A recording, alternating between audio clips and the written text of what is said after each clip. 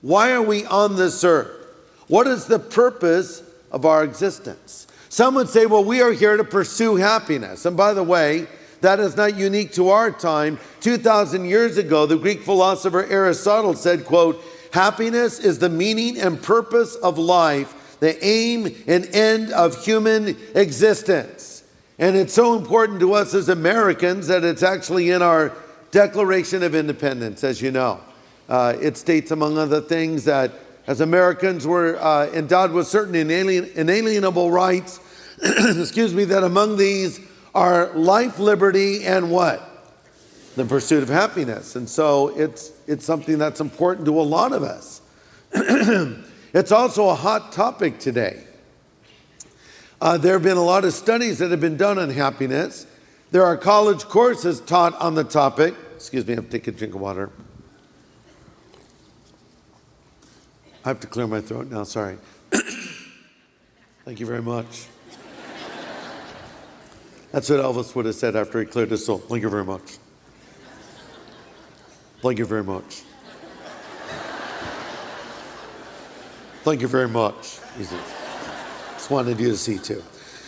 Anyway, but people are talking about happiness like never before. I read an article from Psychology Today that said the pursuit of happiness is all around us. They said, welcome to the happiness frenzy, now peaking at a Barnes & Noble near you. They pointed out that in the year 2000, 50 books have been written on the subject of happiness. It's quite a few books. But in the year 2008, 4,000 books were written on the topic of happiness. So, are we here on this earth to be happy?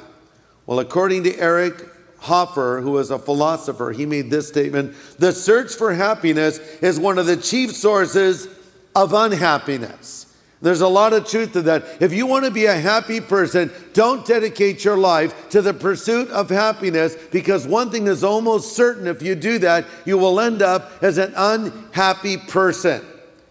We might think if we had untold wealth or fame, then we would be happy. But actor and comedian Jim Carrey recently was quoted to say, I hope everyone can get rich and famous and will have everything they ever dreamed of.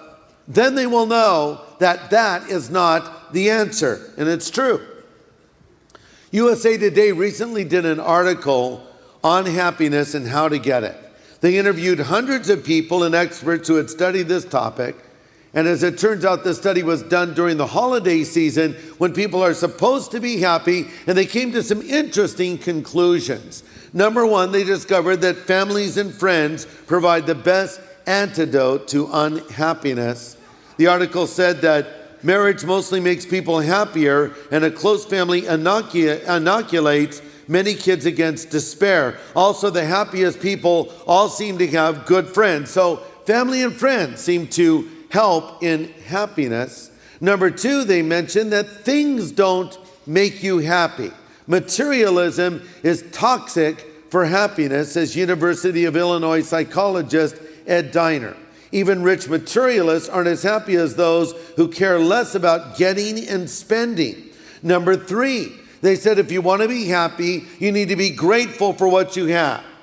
They said that gratitude has a lot to do with life satisfaction. Talking and writing about what you're grateful for amplifies an adult's happiness. Other researchers found that learning to savor even small pleasures has the same effect. Number four, they discovered that forgiving people are happy people. Forgiving people are happy people. Forgiveness, they said, is the trait most strongly linked to happiness. In fact, it is described as the queen of all virtues. Interesting.